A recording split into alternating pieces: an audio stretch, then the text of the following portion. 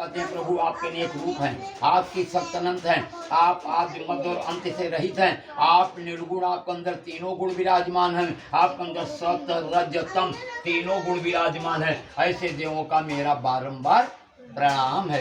इस रचनाल भगवान का मुखार बिंदु से उनका पुनः विष्णु भगवान कहते हैं कि मर्थ मांगे थे तो मृत कथ से महाभागर तत्स्वतम कथामिते।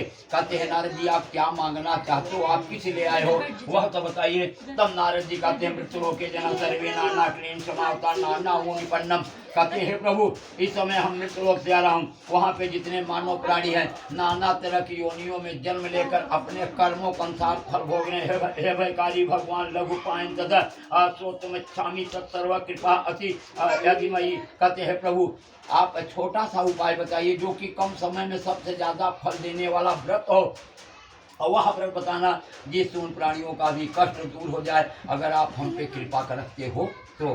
जन विष्णु भगवान कहते हैं नारद जी मैं कदाप नहीं कहता, तुम्हारे स्नेह से कह रहा हूँ। कलयुग में एक ऐसा उत्तम व्रत है जो महापुण्य प्रदान करने वाला इस पृथ्वी तथा स्वर्ग पे भी दुर्लभ है, वह व्रत है सत्यदेव सत्यनारायण भगवान का पूजन। तब नारद जी कहते हैं कि दीन दयाल बिरद संभारी हरहुनाथ मम संकट भारी है। भक्तों पे दया करने वाले भयकारी भगवान आप इतना तो बता दो यह व्रत कब करना चाहिए और इस व्रत में क्या क्या सामान लगता है। तब विष्णु भगवान कहते हैं हे नारद जी यह व्रत सर्वविजय प्राप्त करने वाला है, यह व्रत किसी भी दिन किसी भी समय किया जा सकता है। इस व्रत में गेहूं का आटा न हो तो अभाव साली चूर्ण, अभाव में चावल के आटे का चूर्ण बनाएं, नारियल का फल, केले का फल, दूध दही गुड़ मध शक्कर यह सब लेकर केले का खंभे का बंधनवार बना करके ब्राह्मण को बुलाएं, ब्राह्मण को बुला करके विधि विधान पूर्वक सत्यनारायण भगवान का पूजन कीजिए। यह व्रत शाम के टाइम किया जाए तो सबसे ज्यादा फल देने वाला व्रत होता है। कहते हैं सत्यनारायण भगवान का पूजन के सत्यनारायण भगवान का पूजन संपन्न होने के बाद शाम के टाइम नाच गाना हर कीर्तन करें। जो माता बहने सत्यदेव सत्यनारायण भगवान का प्रसाद लेकर अपने घर को जाएं, मन ही मन में प्रभु का नाम लेते हुए अपने घर की ओर जाएं। सूत जी महाराज 88,000 ऋषियों का ऋषिगण जो मनुष्य इस तरह से सत्यदेव सत्यनारायण भगवान का पूजन करेगा वह मनवांछित फल पाएगा। विशेषकर कलयुग में इससे कोई सरल उपाय नहीं है। इस सत्यनारायण कथायाम प्रथम अध्याय बोलो सत्यनारायण भगवान की बोलो वृंदावन बिहारी लाल की जय।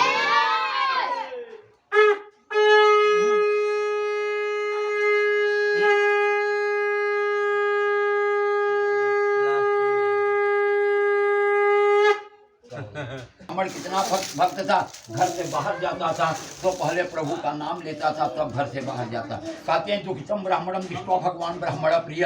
वो दुखित ब्राह्मण को देख करके भगवान को ब्राह्मण बड़े प्रिय हो गए। उन्होंने लक्ष्मी जी से कहा हे लक्ष्मी जी आपने सबको धन दी हो, आखिरकार वह ब्राह्मण भी तो मेरा भक्त है, दिन रात मेरा नाम जपते रहता है, मेरी बात मानो उस ब्राह्मण को भी धन दो। लक्ष्मी जी कहती वह ब्राह्मण मेरे पिता का अपमान किया है। अगस्त मुनि जो थे पूरे सागर को पी गए थे और सागर जो थे लक्ष्मी जी के पिता थे। कहा गया है प्रबल प्रेम के पाले पड़कर हरि का नियम बदलते देखा, अपना मान टले टल जाए लेकिन हरि का मान न टलते देखा।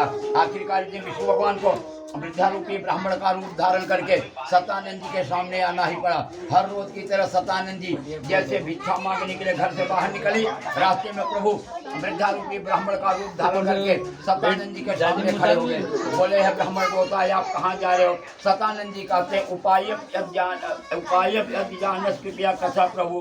कहते कुछ उपाय जानते हो बताइए जिससे भिक्षा मांगने से मुक्ति मिल जाए। जो प्रभु वृद्धारूपी ब्राह्मण का रूप धारण के थे सतानंद जी से कहते उनको भी रक्षक फूल दे देना।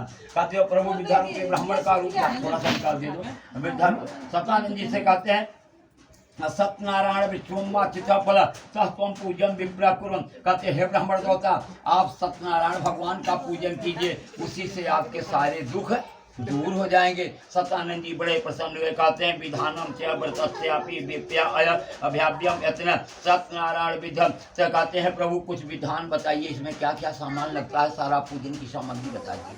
सतानंद जी घर आए, जो खुद बना था खाक लेट गए। ब्राह्मण देवता को रात भर नींद नहीं। इस सचितंत्र विप्रो अत्र अत्र नित्यम न लब्धमान तथा प्रातः समुदाय सत्यनारायण व्रतम कैसे संकल्प विचार मगा दीजिए। ब्राह्मण देवता घर आए, जो कुछ बना था खाक लेट गए।